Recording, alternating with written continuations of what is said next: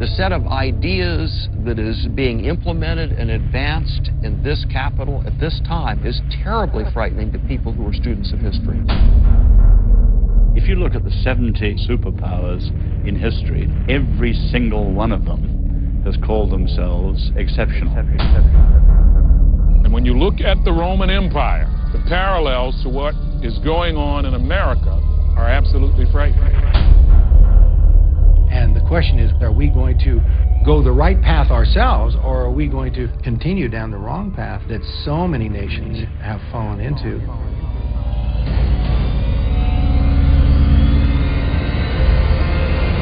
Everybody's telling me the world's going to hell. Economically, our nation is $15 trillion in debt. Morally, the family is falling apart. Divorce, teenage pregnancy, teenage suicide, drugs, alcohol. You go down to a local high school, and what was once morally unthinkable, that was shameful, is now not only normal, it's celebrated. Spiritually, we used to be proud of our motto as a country, "In God we trust." Now teachers are afraid they're breaking the law if they say that in school. When I look around and I examine the fruit that's hanging on the tree of this country, it's rotting.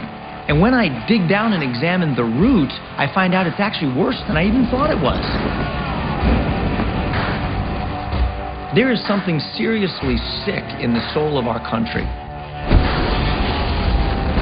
If you leave a nation long enough, history tells us that eventually there will rise up some kind of a tyrant, some leader who will enslave his people.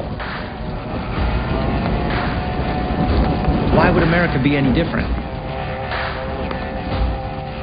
And to top it off, I have friends in church that tell me that the worse things get, the better it really is, because it means that the end is near and that Jesus is returning. Don't worry that the world's going to hell in a handbasket. Just get out of the handbasket. It's part of the plan, that it's meant to be, that the whole thing is going to burn. Really? Because I have kids in this world. I have friends who have children in this world, and I want a great future for them. And are we supposed to just let it go?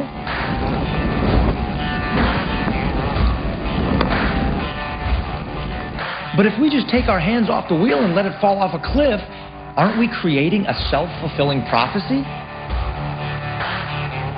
So I turn on the news and find that most people are playing the blame game. The right blames the left blames the right, government's blaming big business blames big government, Hollywood blames the church and religion, and the church is blaming the media for all of the problems.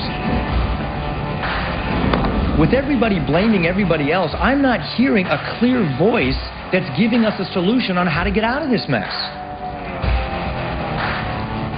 Wait a minute. It's got to be simpler than this. Maybe it's as simple as we've forgotten what made this nation so successful and healthy and prosperous and secure in the first place. Maybe if we could go back and talk to the men and women who built this country, they would tell us what we're doing wrong and how to fix it. And if anyone understood what it was like to be in a tough spot as a nation, it was them. I mean, our forefathers came out of an era where they were surrounded by darkness on all sides. I mean, this was a time when you could be hung, burned at the stake, beheaded, or drawn and quartered for disagreeing with the queen or the king. The culture was terrible. The nation was bankrupt. The king had tripled the debt. People were slaves. And in their church, they had their antichrists and a king who had set himself up as God on earth in the church. So if anyone knew what it was like to live in difficult times, where it looked like the end was near, it was them. But what was their attitude? It wasn't put your head down and get ready for the end of the world.